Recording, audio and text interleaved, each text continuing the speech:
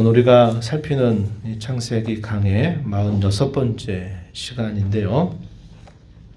우리가 지난번에 살폈던 이 창세기 35장의 전반부 내용 다시 잠시 한번 생각을 해봅니다. 야곱에게 또 한 번의 큰 위기가 닥쳤습니다. 그의 자식들이 참 참극을 벌였죠. 복수국을 너무 심하게 벌인 그 일 때문에 야곱은 두려움에 사로잡혀 있었을 때였습니다. 그때 또다시 하나님께서 이 야곱에게 나타나셔서 야곱에게 어떻게 행할까 하는 것을 말씀을 해주시죠. 야곱아, 베델로 올라가라. 그렇게 올라가라 하는 명령이 떨어졌을 때, 이때는 야곱과 그의 모든 아들들이 지체하지 않고 곧바로 하나님의 말씀에 순종을 하게 됩니다. 그 순종하는 일과 함께 하나님의 역사가 나타나서 주변에 있는 모든 사람들이 도리어 두려워함을 갖게 하셨어요, 하나님이. 그래서 그곳에서 무탈하게 빠져나오게 되고 마침내 베델이라고 하는 곳에 이르러서 그곳에서 하나님 앞에 제사를 드리는 일이 있게 되었습니다. 그곳에서 하나님이 야곱의 이름을 또다시 이스라엘로 너는 그렇게 부를 것이다. 그러면서 하나님이 그의 조상들에게 약속하셨던 그 약속의 내용을 이삭에게 다시 한번 야곱에게 확증하시는 말씀을 전해 주십니다. 그러면서 소위 언약을 다시 갱신하게 되는 사건이 있게 돼요.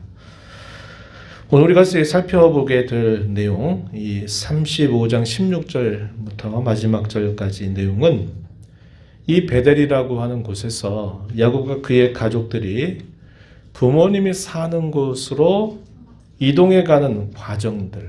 이 부모님이 당시 어디에 살고 있었냐면 헤브론이라고 하는 곳입니다. 우리가 조금 읽었던 기럇 아르바라고도 부르는 그 헤브론으로 가게 되는 여정, 그 여정 가운데 일어난 몇몇 사건들에 대해서 우리가 함께 살펴보게 될 것입니다. 이 교훈들을 통해서 또 우리 하나님께서 오늘 저와 여러분에게 하시는 말씀이 무엇인가를 함께 기울이고 순종의 자리로 나아가게 되기를 바랍니다.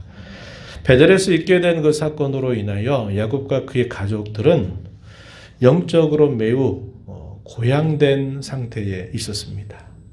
하나님이 이곳에서 우리와 함께 하셨구나. 또 우리의 어려움을 또다시 도와주셨구나. 그 하나님 앞에 제사를 드리면서 하나님의 약속을 또다시 받게 됨으로써 이 야곱과 그의 자녀들은 영적으로 충만한 고향이 되는 그런 시간을 갖게 되었던 것입니다. 그래서 이 베델을 떠나서 이제 어디로 가냐면 부모님이 살던 곳으로 향해서 이동하게 됩니다. 이것은 야곱이 아주 오래전에 그가 베델이라고 하는 곳에 있을 때 하나님께 소원하듯 맹세하듯 했던 말씀이 있었어요. 어떤 말씀이냐면 내가 다시 무사히 아버지에게로 돌아가게 하시면 하나님이 곧 나의 하나님이 되실 것입니다. 라는 그런 소원을 드렸던 내용이 있어요. 이 내용이 어디에 있냐면 창세기 28장 21절 말씀에 그가 이렇게 하나님 앞에 소원했던 내용이 소개됩니다. 내가 평안히 아버지 집으로 돌아가게 하시오면 여호와께서 나의 하나님이 되실 것입니다. 베델이라고 하는 곳에서 소원했던 그 소원의 내용을 야곱이 이제 이행을 하는 겁니다. 참 많은 시간들이 흘러간 것이에요. 그래서 베델에서 이제 아버지 계신 곳을 찾아서 떠나가게 돼요. 그런데 이렇게 영적으로 고향이 되고 하나님의 은혜가 충만해서 이 베델을 떠났는데 이 베델로부터 아버지가 이른 곳으로 도착하는 과정에서 또 가정에 큰 아픔을 경험하게 되고 비극적인 사건이 또 일어나게 됩니다. 그 첫 번째 이 가족의 큰 아픔이 무엇이었냐면 야곱이 그토록 사랑했던 라헬이 자식을 낳게 되면서 자식은 낳았지만 라헬이 죽게 된 일이었습니다. 라헬은 그 아이가 태어난다 하는 것을 알고 있었고 또 출산을 하고 있었지만 그의 생명이 매우 위태롭다는 것을 그는 분명히 알고 있었어요. 그래서 그 태어난 아들의 이름을 뭐라고 짓냐면 베노니라고 이름을 짓습니다. 베노니. 베노니 이게 무슨 뜻이냐? 내 슬픔의 아들이다 라는 뜻입니다. 벤 하면 아들이란 말이에요. 그리고 노니 할 때 그 이자가 들어가면 나예라는 말이 들어갑니다. 히브리 말로. 그래서 내 슬픔의 아들이다 이름을 짓게 돼요. 왜? 그 아들을 낳으면서 자기는 살지 못하게 되겠다 하는 것을 그가 알았기 때문에 그런 것입니다. 그리고 마침내 이 아들 12번째 아들을 낳고 난 다음에 라헬은 결국은 세상을 떠나게 되었어요. 하지만 야곱은 그 베논이라 이름 지었던 그 아들을 이름을 바꿉니다. 뭐라고 바꾸냐면 뭐라고 바꿀까요? 베냐민이라고 이름을 바꿔요. 베논이는 여러분 아마 처음 들어본 분도 있을 거예요. 베논이. 근데 원래 이 베냐민의 원래 처음 이름은 베논이라고 이렇게 불렀어요. 근데 베냐민이라고 바꿉니다. 그 이름의 뜻이 뭐냐? 내 오른손의 아들이다. 이런 이름으로 야곱이 그 이름을 바꾸게 된 겁니다. 막내 아들의 이름을 부르는데 내 슬픔의 아들, 내 슬픔의 아들 이렇게 그 이름을 부를 때 평생토록 그 이름 불러보세요. 그 얼마나 안타까운 일이 되겠습니까? 그러니까 야곱은 자기 이름도 별로 좋은 이름 아니잖아요. 그죠? 그 이름을 하나님이 넌 앞으로 이스라엘이라고 부를 것이다 라고 이렇게 약속을 받았는데 야곱도 그 막내 아들의 이름을 그렇게 불러서 안 되겠다. 그래서 오히려 내 오른손의 아들을 뜻하는 베냐민으로 이름을 바꾸게 됩니다. 이것은 그의 집안에서 비록 막내 아들이지만 이 아들에게 내가 존귀함을 그에게 더해주겠다라고 하는 이 야곱의 의지가 그 이름 안에 담겨 있음을 보게 됩니다. 옛적에 이 라헬이 이 베냐민을 낳기 전에 누구를 낳냐면 우리가 잘 아는 요셉을 낳게 되죠. 요셉. 요셉이라고 하는 이 이름의 뜻이 뭐냐면 더한다라는 의미를 가지고 있어요. 그때 어떻게 자녀들이 막 나아지게 되냐면 우리가 과거에 살펴봤죠. 어떻게 자식들이 막 낳게 됐습니까? 남편의 사랑을 독차지하기 위해서. 그래서 막 자녀를 낳는데 서로 경쟁이 붙었어요. 둘이 안 되니까 어떻게 하냐면 자신들의 몸종들을 또 첩으로 내줘가지고 자기들의 자식을 계속 낳으려고 이렇게 했던 것입니다. 그래서 11명의 아들을 낳았던 상황이었어요. 그때 이 라헬이 자기 언니는 자식을 무려 6명의 아들을 낳게 되는데 자기는 아들 하나만 있으니까 네 첫 번째 아들 요셉을 낳으면서 어떤 기대를 갖냐면 하나님께 기도를 올려요. 하나님 더해주세요.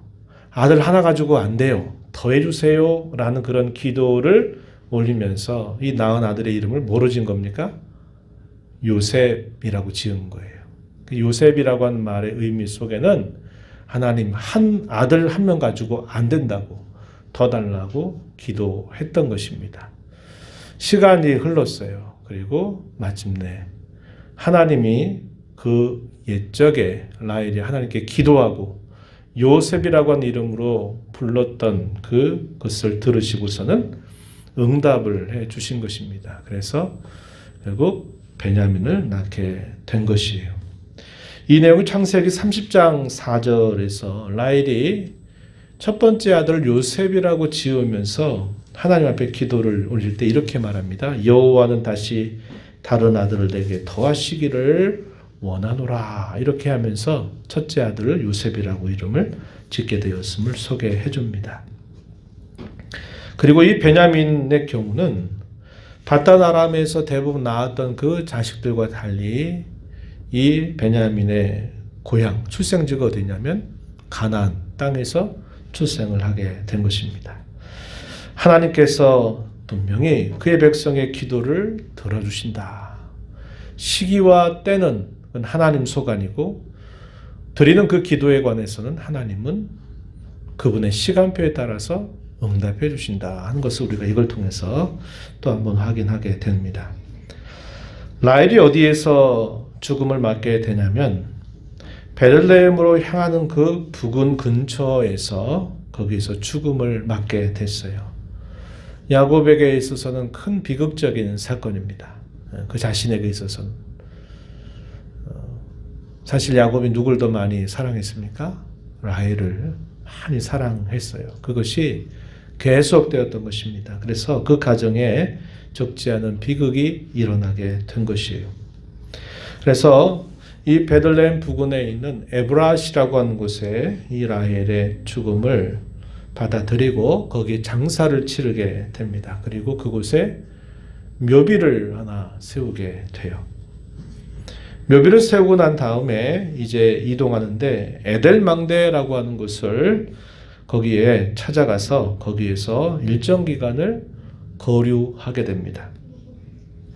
이것도 바로 베들레헴 근처에 있는 지역이죠. 이렇게 라헬의 죽음에 관해서는 우리가 또 하나 성경 구절을 떠올려 보게 되는데요. 언제냐면 바단 아람에서 떠나게 되죠. 삼촌 라반에게 아무 말도 하지 않고 도망치듯 밤에 도주하듯이 야곱이 그의 모든 가족들을 데리고 떠나오고 때마침 양털을 자르는 그런 기간이라 돌아보니까 없어요. 그러니까 이 라반이 많은 사람들을 데리고 뒤쫓아가게 되면서 마침내 야곱이 있는 곳에 도착을 하게 돼요. 근데 어떤 일이 있었습니까? 하나님께서 전날 밤에 너 야곱 건들지 마라. 하나님 이렇게 라반에게 이야기를 하세요. 그러니까 라반이 그 말씀이 두려워서 그렇게 하지는 못하고 그러다가 무슨 문제로 다툼이 일어나게 되냐면 우리 가족 신으로 섬겼던 이 드라빔을 훔쳐갔다. 이거 내놔라. 이렇게 라반이 요구를 하게 됩니다. 야곱은 이런 상황에 대해서 전혀 알고 있는 바가 없었어요. 근데 누가 이 드라빔을 가지고 있었습니까? 맞아요. 라헬이 그 드라빔을 숨겨두고 있었어요. 야곱도 그 사실을 몰랐어요.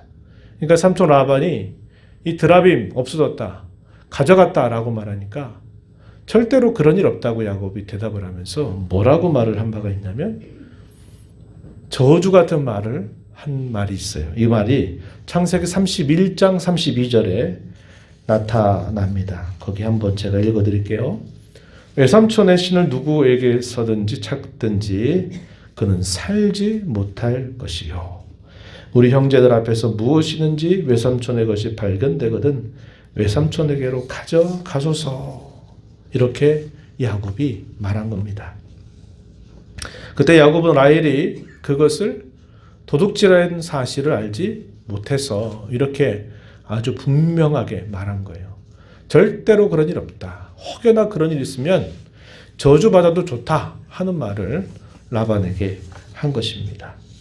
누구에게서 찾든지 그는 살지 못할 것입니다. 이렇게 했던 말이 하나의 씨앗이 된 겁니다. 그래서 라헬이 그렇게 오래 살지 못하고 결국은 죽음을 맞게 되었다. 이렇게 우리가 볼 수 있는 대목이죠. 이 안타까운 일이 결국은 이렇게 해서 생겨나게 된 것입니다. 그리고 이 에델 망대에 거류를 하고 있는 동안 또 하나의 비극적인 사건이 또 하나 터져요. 그 사건의 내용이 뭐냐면 이 야곱의 첫째 아들이었던 르우벤이 그의 서모였던 비라와 동침하는 사건이 있게 됩니다. 아버지의 첩을 장자였던 르우벤이 그를 강간을 한 것이죠. 이런 사건이 벌어지게 됐습니다. 영적으로 고향이 돼가지고 베델에서 이렇게 출발을 해서 가는데 뭐 라헬이 갑자기 막내 아들을 낳고 아들 낳아서 좋긴 한데 그의 아내는 떠나가면서 비극이 생겨났고 또 바로 그 장사를 치른 지 얼마 되지 않아서 또 다른 곳에서 그의 장자가 그의 자기의 첩을 강간하게 되는 사건이 있게 되면서 또 하나의 큰 비극이 일어나게 된 겁니다. 그 내용이 22절 말씀에 소개가 되고요. 야곱은 이 사건을 기억해 두었다라고 그렇게 말합니다. 듣고서는 특별한 어떤 행동은 하지 않았다 이렇게 말해요. 그런데 이제 그가 나중에 가서 나이 들어서 유언적으로 자녀들 하나하나 이름을 부르면서 유언같이 기도를 하게 될 때에는 이 사실을 결코 그가 잊지 않고 있었다는 것을 보여줍니다. 창세기 49장 3절 4절 말씀에 보면요. 이렇게 르우벤에 대해서 야곱이 예언적으로 말합니다. 르우벤아, 너는 내 장자요 내 능력이요 내 기력의 시작이라. 위풍이 월등하고 권능이 탁월하다마는 물의 끓음 같았은즉 너는 탁월하지 못하리니 내가 아버지의 침상에 올라 더럽혔음이로다. 그가 내 침상에 올랐었도다. 하지 말아야 할 그 범죄한 사실에 대하여 훗날까지 야곱은 이것을 기억하고 예언적으로 이야기한 겁니다.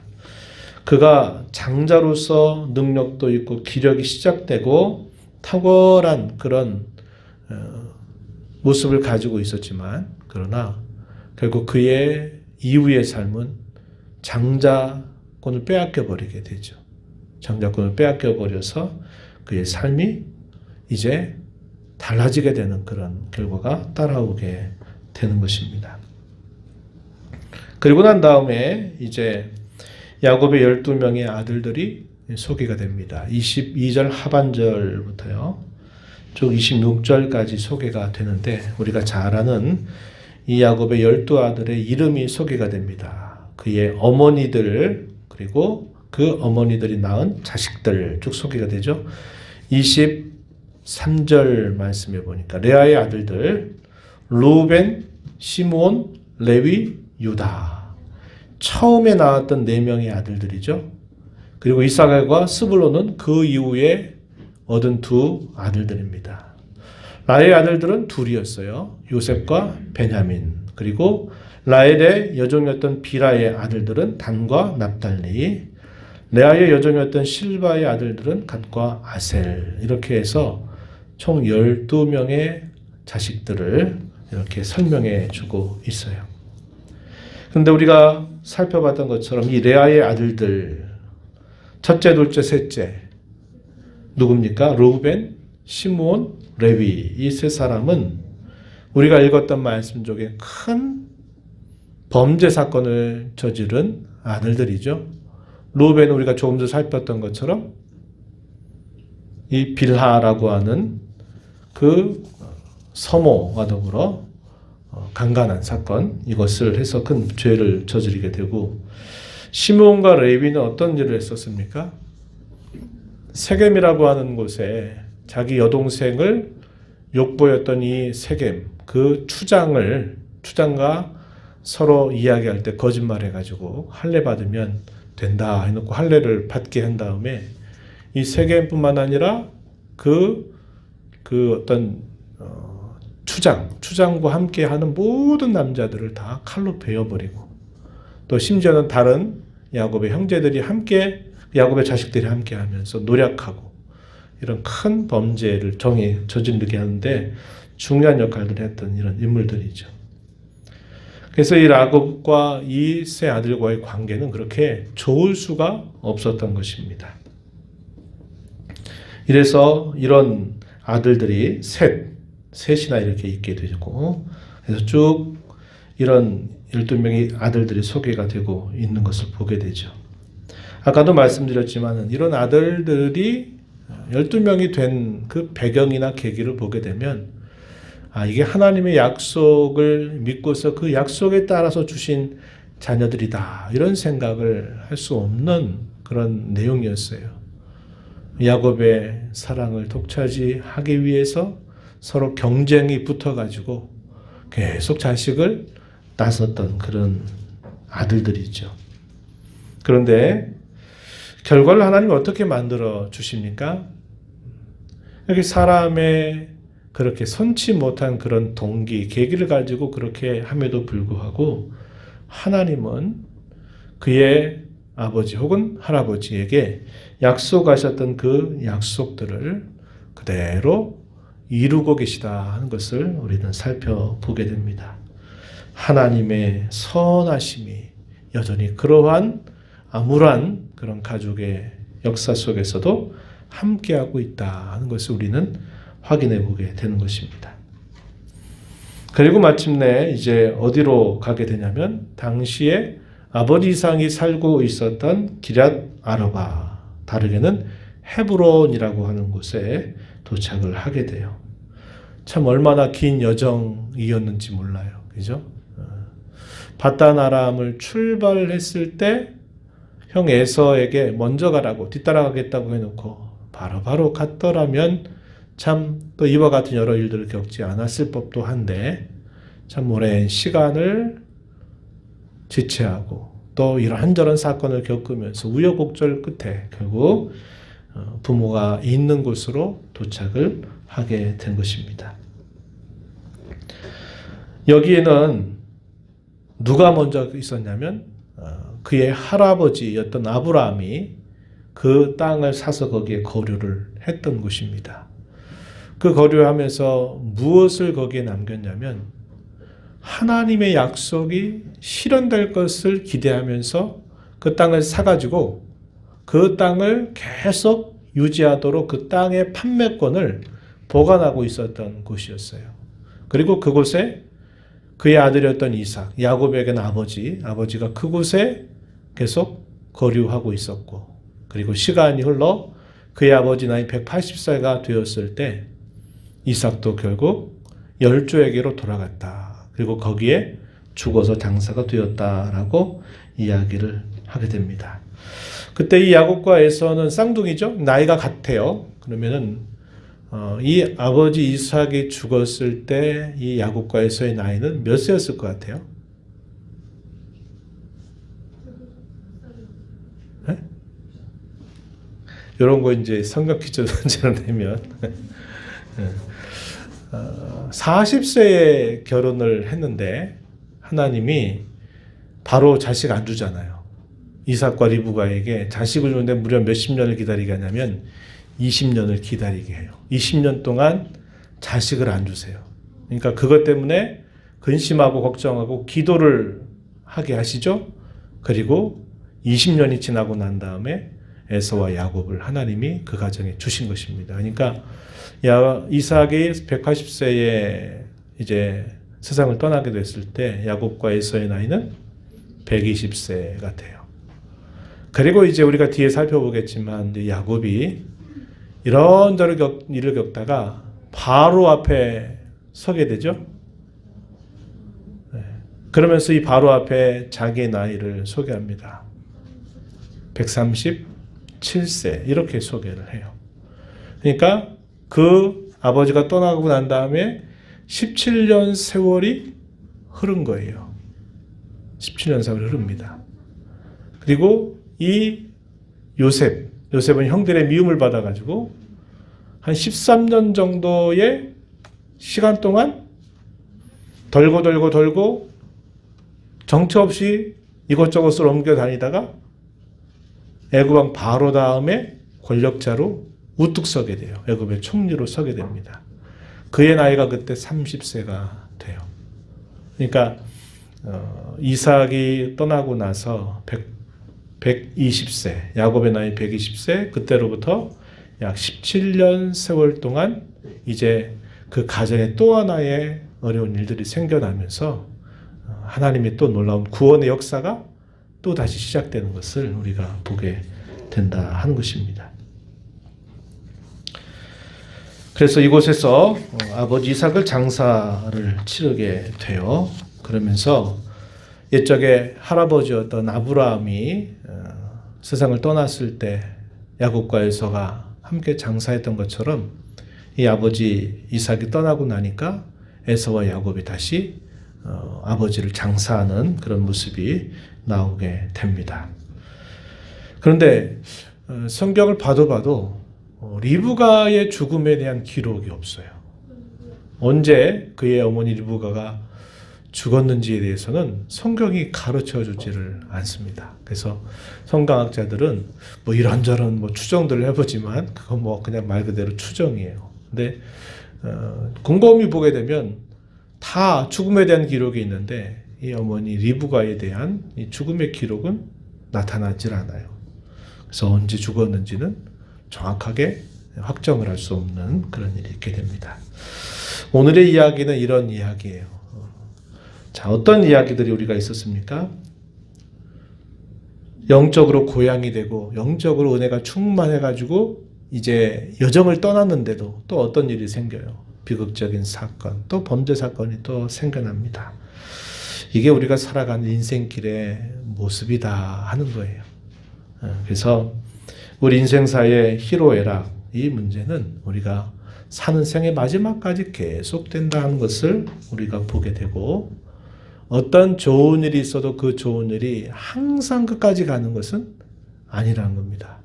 그리고 어떤 좋지 않은 일이 있다 그래도 그 일의 끝으로 끝나는 것이 아니라 계속되도록 하나님은 이끌어 가세요. 그래서 일과 사건은 계속 지나간다는 것을 우리 다시 한번 확인하게 되고요. 우리 인생을 살면서 우리가 통제할 수 있는 것보다 통제할 수 없는 일들이 훨씬 많습니다. 우리가 이제 전도서 말씀을 읽어가죠. 그 부분에 대해서 솔로몬이 우리를 깨우쳐 줘요. 우리 인생 사이에서 있는 그 많은 다양한 일과 사건들은 우리가 통제할 수 없는 일이 거의 대부분이다 하는 것을 우리가 보게 되고, 이 야곱의 생애를 봐도요, 그의 가정에 일어난 여러 가지 일들, 물론 안 그랬었다라면 이런 생각은 들지만 결국 그의 삶 속에 일어났던 많은 일들은 그가 나름대로 스스로 조절할 수 없는, 그런 통제할 수 없는 일들이 거의 대부분이다 하는 것을 우리가 보게 되죠. 그러나 공고한 인생살이 속에서도 하나님의 은총은 계속되고 있다는 것을 보게 되고, 하나님이 하신 그 약속은 변함이 없다는 것을 우리는 확인할 수 있습니다. 돌아보면 그들이 하나님 앞에 범한 범죄보다도 하나님께서 은총으로 함께 하셨던 일들이 비할 수 없을 만큼 크다는 것을 우리가 알게 됩니다. 우리의 삶도 한번 돌아보면 그럴 거예요. 우리가 하나님 앞에 우리가 실수와 허물과 범죄한 일들이 참 많았음에도 불구하고 하나님이 그 범죄보다도 더 큰 그분의 은혜의 손길로 우리를 늘 붙드시고 인도해 주셨다 하는 것이 우리의 인생을 살면서 되돌아봤을 때 깨닫는 분명한 진리라는 것을 알게 돼요. 사람은 언젠가 분명히 떠납니다. 하지만 성도에게 있어서 그 떠남은 영별이 아니라는 거. 영별. 그러니까 영원히, 영결이라고 그러죠. 영결식 그렇게 하는데 영원한 결별이 결코 아니라는 것을 우리는 꼭 기억해야 합니다. 그것은 진정한 삶을 위한 준비의 시간이다라고 성경은 우리에게 가르쳐 주고 있어요. 저도 떠날 것이고 여러분도 언젠가는 떠나게 될 것입니다. 그것이 영결이 아니다 이 말이에요. 진정한 삶을 위한 준비의 시간, 그것이 바로 우리가 이 세상을 떠나는 일이라고 성경은 우리에게 가르쳐 줍니다. 그럴 때 우리가 중요하게 생각해야 될 것이 뭐냐면, 우리가 떠나갈 때 과연 무엇을 남기고 떠날 걸까 하는 것을 우리가 늘 생각하면서 살아야 한다는 것이죠. 우리 사람은 주어진 인생을 살다가 분명히 떠나게 될 겁니다. 우리 사람은 반드시 죽음이라고 하는 관문을 통과하게 돼 있어요. 그러나 하나님의 약속은 계속된다는 것을 꼭 기억해야만 합니다. 약속의 증인이신 하나님께서는 영원히 살아 계셔요. 그래서 아브라함에게 이렇게 해주겠다 약속을 하셨던 그 하나님은 아브라함이 살 나이를 살고 떠나가도 그 약속이 여전히 이삭에게 계속 이어져서 그 약속을 주고 계시고, 이삭도 180세 나이로 세상을 떠나가게 되지만 하나님은 그 동일한 말씀을 하신 하나님은 영원히 살아계셔서 야곱에게 또 그 약속을 계속 이어가시면서 흐르는 시간 속에서 하나님 그 약속을 성취해 가신다 하는 것을 우리가 보게 되는 것입니다. 약속 신앙이 그래서 중요한 겁니다. 아까도 이 마므레라고 하는 곳, 이 헤브론이라고 하는 곳, 그곳이 약속 신앙이 잘 배어 있는 그런 장소였다 그랬죠. 그래서 약속 신앙이 참 중요하다 하는 것을 우리는 결론적으로 기억을 해야 합니다. 히브리서 11장 4절 말씀에 보면은 이런 말씀이 있어요. 뭐라고 이야기하냐면, 믿음으로 아벨은 가인보다 더 나은 제사를 하나님께 드림으로 의로운 자라 하시는 증거를 얻었다.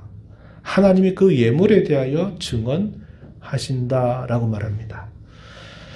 히브리서를 기록한 사도가 이 아벨 이야기를 할 때 이 아벨은 언제적 사람이에요? 수천 년 전 사람이잖아요. 아주 오래전 사람이에요. 그렇죠? 아브라함보다도 훨씬 이전 사람이잖아요. 그러나 하나님이 여전히 살아계셔서 그가 드렸던 이 예물에 대하여 증언하고 계신다. 이렇게 말하면서 마지막 부분, 우리가 좀 유념해서 볼 부분입니다. 그가 죽었으나 그 믿음으로써 지금도 말한다. 라고 이렇게 소개합니다. 사람은 죽지만 그가 가지고 있던 그 믿음은 지금도 여전히 말하고 있다. 이게 뭘 말하는 겁니까? 약속 신앙을 갖고 그 믿음 가지고 살아가는 사람은 때가 되어 결국 떠나게 될 것이요. 물론 그 떠남이 아까도 얘기했지만 영원한 결별을 말하는 게 아니라 진정한 삶을 위한 준비의 시간이라는 거예요. 그래서 그걸 두고 우리가 뭐라고 말하냐면 중간기라고 말합니다. 중간기가 뭐냐? 우리의 영혼과 우리의 육체가 분리된 상태로 기다리는 시간이에요. 이것이 계속되는 게 아니라 이것은 준비의 시간이다 이 말이에요. 무엇을 위한 준비? 우리의 영혼과 육체가 떨어져서 육체는 흙으로 돌아갔고 영혼은 낙원에 하나님의 품에 있지만, 그러나 진정한 삶은 언제? 그분이 다시 오시게 될 때 그 썩어졌던 그 몸이 다시 부활해서 신령한 몸으로 변화되어서 진정한 영원한 삶을 살게 된다고 성경이 말해요. 그래서 성도의 죽음, 그것은 슬픈 일이지만 그 죽음에 대해서 성경은 말하기를 그것은 준비의 기간이다. 그래서 중간기라고 말하는 거예요. 중간기. 그러니까 일종의 과도기적인 기다림의 시간이다. 이렇게 말해주고 있는 겁니다. 그럴 때 우리가 꼭 기억해야 될 것이 뭐냐? 이 약속의 신앙을 가지고 하루하루를 살아가는 것이 대단히 중요하고, 우리가 우리의 삶 속에 남겨야 될 것이 뭐냐면 그 약속 신앙에 걸맞는 삶, 그것을 살아가는 일에 집중해야 되고, 우리 남겨진 이 삶을 우리는 어떻게 여기며 사는 것이 중요하냐? 기회다. 이렇게 생각을 해야 합니다. 기회. 어떤 기회? 죄 짓는 기회. 내가 못다한 내 욕망의 꿈을 실현하는 기회가 아니라 어떤 기회? 내가 하나님을 섬기며 살 수 있는 기회. 내가 그분의 나라를 위해서 무엇인가를 할 수 있는 기회. 하나님의 나라의 열매를 위해서 내가 무엇인가를 할 수 있는 기회. 이런 기회로 우리가 하루하루를 여기면서 살아가야 된다. 이걸 꼭 기억해야 합니다. 꼭 그걸 기억하고 그 약속의 신앙을 가지고 살면 우리가 이 땅에 살다가 어느 순간 떠나갈지라도 우리가 가진 그 믿음은 계속 말하고 있다는 거예요. 여전히 말하고 있다라는 것처럼 그런 신앙을 가지고 우리의 삶을 함께 살아가게 되기를 바랍니다. 개인적으로 힘써야 할 것이고 또 하나는 우리가 함께 그러한 신앙으로, 그러한 삶으로, 그러한 기회를 잘 선용하는 일을 위해서 우리가 함께 기도하고 함께 격려하고 또 함께 권면해서 이러한 삶을 살아가야 됨을 배우게 되는 겁니다. 오늘 우리가 이 말씀을 통해서 사람의 죽음, 또 인생길, 또 우리가 인생살이에서 무엇을 남겨야 될 것인가, 하나님의 약속에 관한 신앙과 그에 걸맞는 삶을 남겨가는 것이 중요하다. 이것을 오늘 교훈으로 받습니다. 이 말씀을 새긴 자로 또 우리 남은 삶을 말씀에 근거하여서 힘써 살아가는 복된 저와 여러분 되기를 축복합니다. 하나님 아버지 감사합니다. 오늘도 저희들을 불러주셔서 하나님의 거룩한 말씀을 통하여 하나님께서 얼마나 인생들 속에 범죄보다도 더 큰 은총으로 자기 백성들을 위하고 사랑하는지를 저희가 살펴봅니다. 우리가 이 땅 인생길을 걸어가면서 일과 사건들은 다 지나간다 했습니다. 좋은 일도 지나가고 슬프고 안타까운 일도 지나갑니다. 그러나 약속의 신앙을 가지고 살아간 모든 사람들에게 하나님은 그 약속대로 진정하고 행복한 삶을 우리에게 약속하시면서 그 믿음 가지고 살 것을 저희에게 말씀하여 주십니다. 이 믿음 값없이 선물로 받아 살게 하셨사오니 저희 남은 하루하루의 삶을 저희 욕심을 채우고 저희 야망을 채우고 저희의 죄악된 본성을 채워가는 삶이 아니라 하나님의 나라를 위해서 살고 주님을 참되게 섬겨가는 삶의 기회로 잘 살아가는 저희들 되도록 주장하여 주옵소서. 예수님 이름으로 기도하옵나이다. 아멘.